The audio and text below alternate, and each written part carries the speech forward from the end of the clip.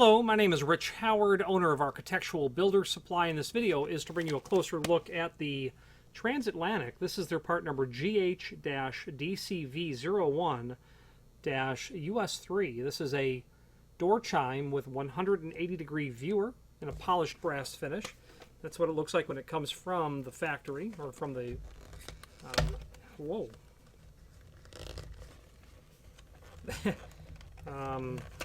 comes from Transatlantic, who is also synonymous with the name Global, which is synonymous under the name Imperial screws. Where do you find these door chimes? You see these in older cities. New York.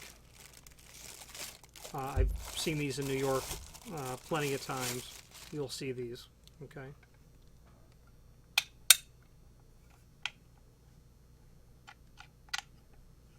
Okay.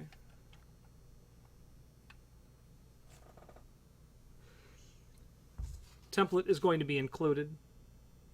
Okay. Let's take a closer look at this unit. Now, when you get the unit out of the box, it's going to look like this. There's a screw up top. There's a bit of a tab and slot scenario at the bottom. There's nothing else on the outside here. The shutter is here. That allows you to see out and prevent someone from seeing in, or at least seeing shadow.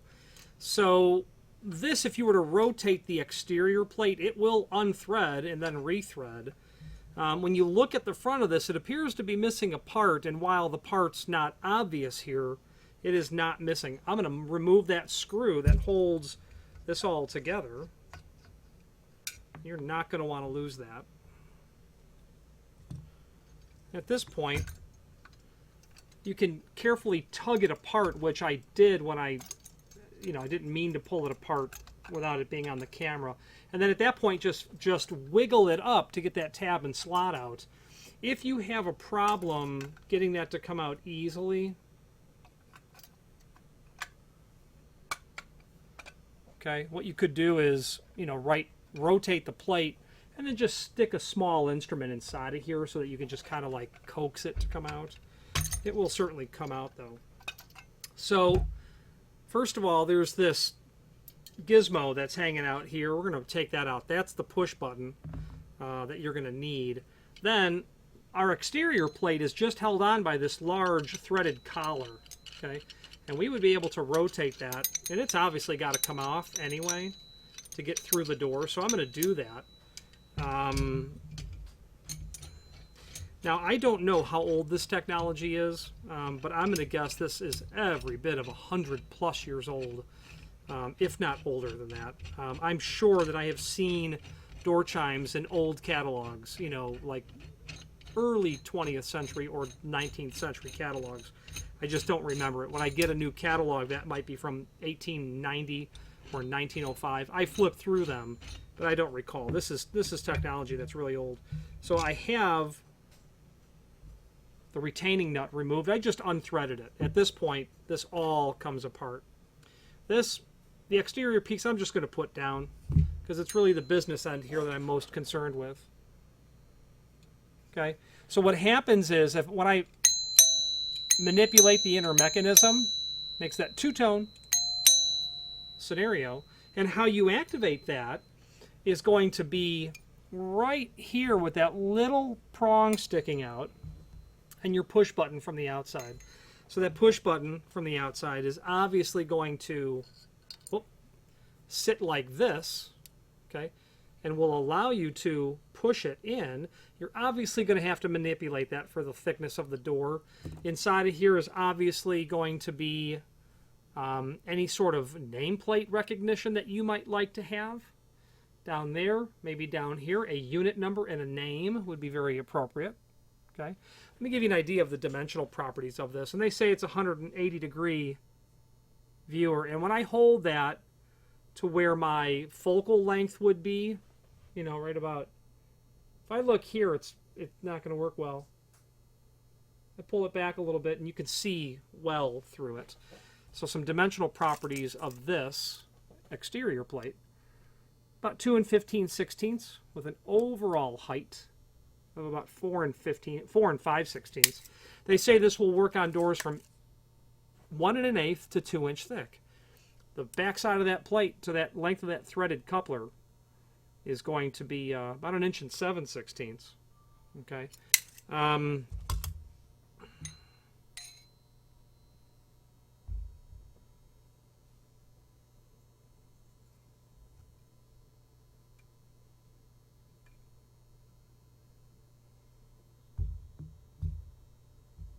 And the reason they're making that claim is because when they ship the product, the nut is with the flattened face down inside of the holder.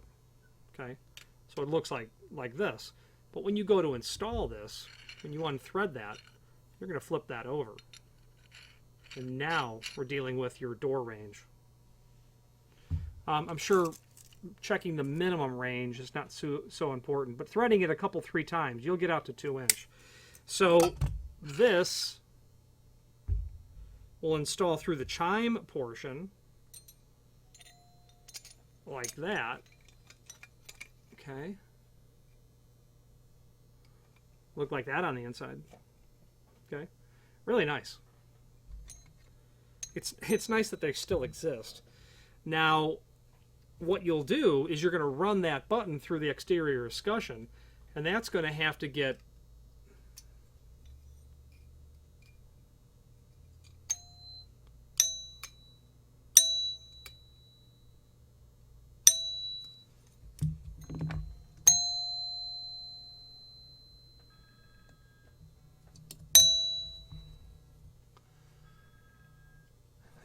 run through here, and then it's going to get dropped down, so that when I push the button from the outside, oh, okay, it needs to be cut. So what I'm doing here is I'm unintentionally, my fingers are touching the plates unintentionally.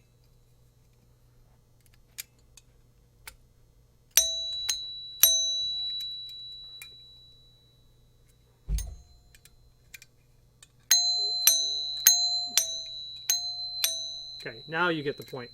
What I needed to do was to slide that shutter out of the way that is revealed right here. I needed to pull that out of the way a little bit. Let me pull it out of the way. Put it back to where it was.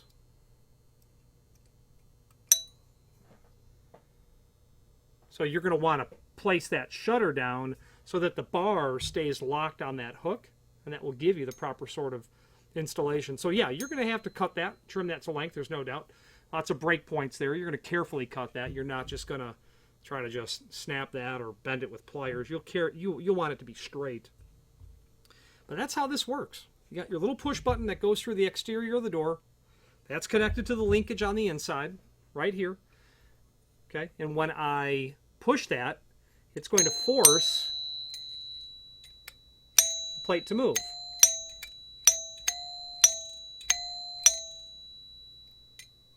There you go. That's it. So a basic dimensional property of what the inside is going to look like. About 3 inch.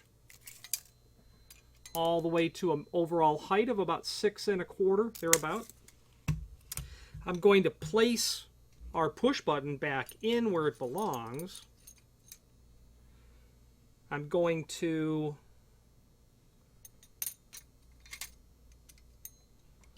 thread our component back in where it belongs.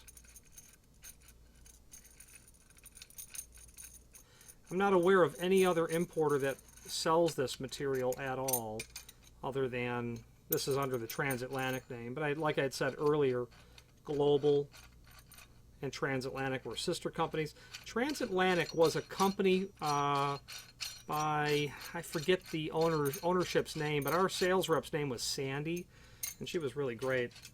You're talking a company that had imported builder's hardware for a long time, many decades. My family had been a client of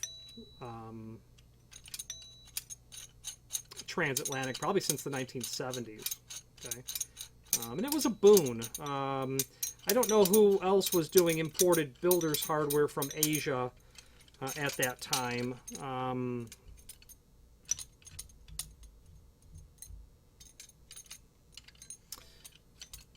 But I was told that it was a boon, basically, to the family business by my father in the 1970s, because the sales rep for Transatlantic basically presented a product line that featured a lot of material in stock and really great prices. And, you know, the bottom line is, when you are in Chicago, lots of competition is certainly going to be there. Okay, so what I was saying was that it was a boon in the sense of Transatlantic had a lot of material in stock, a lot of material available, ready to ship, and the pricing was very attractive. So we have done generationally a lot of business with Transatlantic, and their catalog once upon a time certainly included this and about that much other stuff if the book was printed out, which at one point it was. I no longer have a copy of it. I truly wish that I did. And again, that shutter that's on the back side, it's really amazing how the shutter or the door viewer cover has come back into fashion because of news relatively late, but it was technology that existed a long time ago. Interesting to come back around scenario. So we're going to put this back in. Very self-contained, not a lot of work after you drill the hole through the door. And we're going to talk about the template next. There you go. Snaps back into place reasonably well.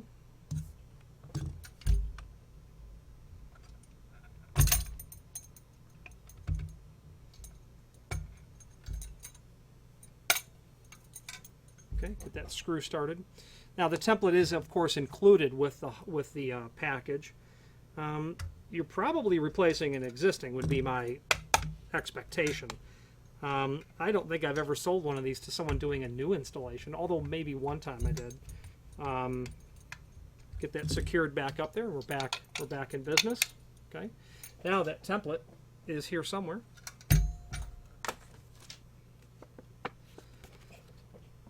So your 1 3/4 diameter hole over a 1/2 hole at 2-inch center. Okay. Cut figure A at 1 3/4. Cut B at 2 3/4. A lot of room here to muck it up, so to speak. You can, a lot of room here to drill that hole. It's all going to be covered. The point I'm saying that is you want to be accurate on the template, and when you're measuring the backside, especially with a large hole, you can kind of get it a little askew if you're not careful, and here's what I mean by that.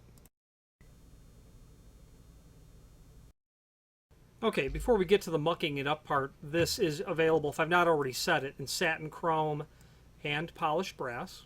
Okay, now the mucking it up part, we have the template that's here. Okay, I've got it scanned. It's linked to down below this video, and you'll be able to take a look at that. So when you have your door, and you're going to drill a relatively large hole, 1 3/4 up here, 1/2 hole here. Okay. Obviously, you're going to measure it, probably put it in the center line of your door. The back set is the important thing. You know, what is the distance from the edge of the door to where your hole's going to be? Edge of the door over to the center line of that hole. Well, that's called the back set. And let's just say your door is a full 36-inch. It could be.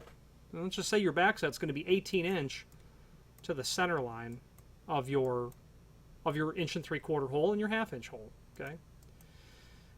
Here's the muck it up part. Back set is actually defined from the center of the thickness of the door, from the center here, because the definition of back set is from the edge of the door to the center of the hole. But edge of the door refers to the center of the door, so that it is independent of what your door thickness is. So we can use the same definition if it's 1 3/8, 1 3/4, 6-inch, whatever it is. The reason that I'm saying is you have to be careful not to muck it up is because you could have a square edge door, 90 degree. You could have a radius edge door, Most commonly, you're going to have a beveled edge door where you measure from the what would be the pull side or the push side to the center is a very different dimension because that bevel is actually 3 degree and is defined as 1/8 inch in 2. For every 2 inches in thickness, that skew will go 1/8 of an inch away from here to here. So the point is, if you measure your door on the pull side versus the push side, where you mark your hole is going to be in a very different location. Not very different, but different. And you're going to drill through that hole and you're going to say to yourself, what the heck? I measured twice and cut once. I did that right. So be mindful to compensate because it's really measured from here. Okay.